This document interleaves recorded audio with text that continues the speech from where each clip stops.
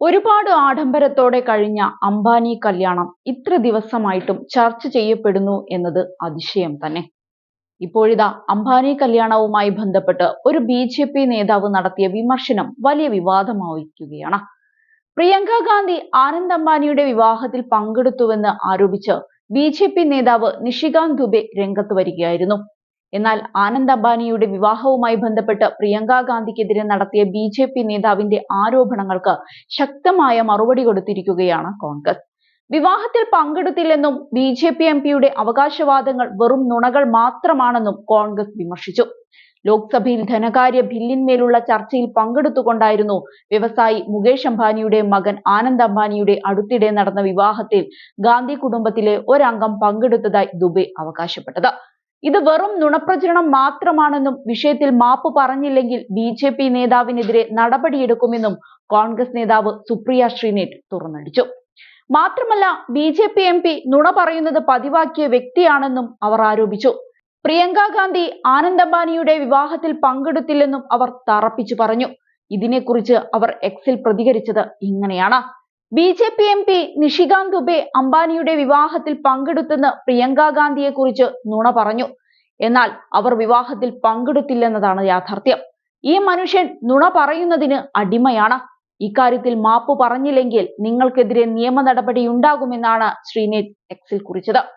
കോൺഗ്രസ് നേതാവ് കെ.സി. വേണുഗോപാൽ ലോക്സഭയിൽ ദുബെയുടെ അവകാശവാദം നിരസിക്കുകയും ബി.ജെ.പി. നേതാവ് ഇത്തരമൊരു പദവിയിൽ ഇരുന്നുകൊണ്ട് അടിസ്ഥാനരഹിതമായ ആരോപണം ഉന്നയിക്കുന്നതിനെ അദ്ദേഹം ചോദ്യം ചെയ്യുകയും ചെയ്തു.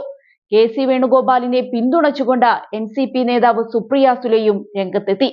ബി.ജെ.പി. തെറ്റായ വിവരങ്ങൾ സൃഷ്ടിച്ച് കുടുംബങ്ങളെ അപകീർത്തിപ്പെടുത്തുകയാണെന്ന് സുപ്രിയ സുലെ ആരോപിച്ചു. വിവാഹത്തിൽ പങ്കെടുക്കുന്നതിൽ തെറ്റില്ല, പക്ഷേ വ്യാജ കഥകൾ സൃഷ്ടിക്കരുത്. ബി.ജെ.പിയുടെ പ്രശ്നം അത് വ്യാജ വിവരണങ്ങൾ സൃഷ്ടിച്ച് കുടുംബങ്ങളെ അപകീർത്തിപ്പെടുത്തുന്നു എന്നതാണ്. അവർ എന്റെ കുടുംബത്തെയും അപകീർത്തിപ്പെടുത്തി. ഈ കുടുംബങ്ങൾ എങ്ങനെയാണ് കടന്നു പോകുന്നതെന്ന് നിങ്ങൾ ചിന്തിച്ചിട്ടുണ്ടോ എന്നാണ് സുപ്രിയ സുലെ ചോദിച്ചത്.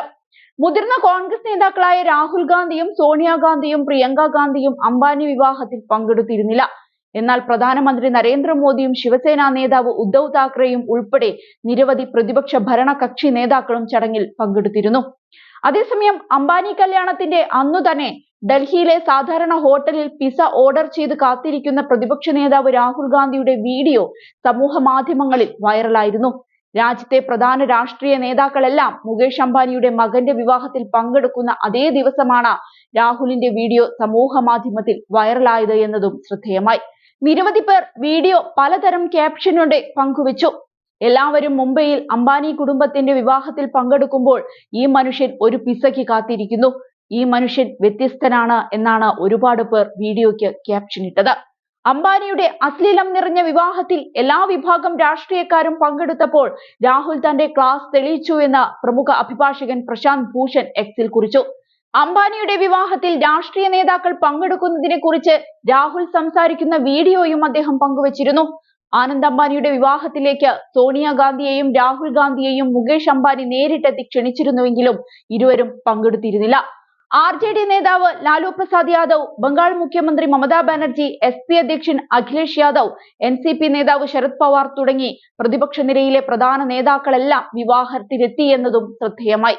ഇത്രയധികം തെളിവുണ്ടായിട്ടാണ് വിവാഹം കഴിഞ്ഞ് ഇത്രയധികം ദിവസമായിട്ടും വായിൽ തോന്നിയത് വിളിച്ചു പറഞ്ഞ് ബി.ജെ.പി. നേതാവ് എത്തിയത്.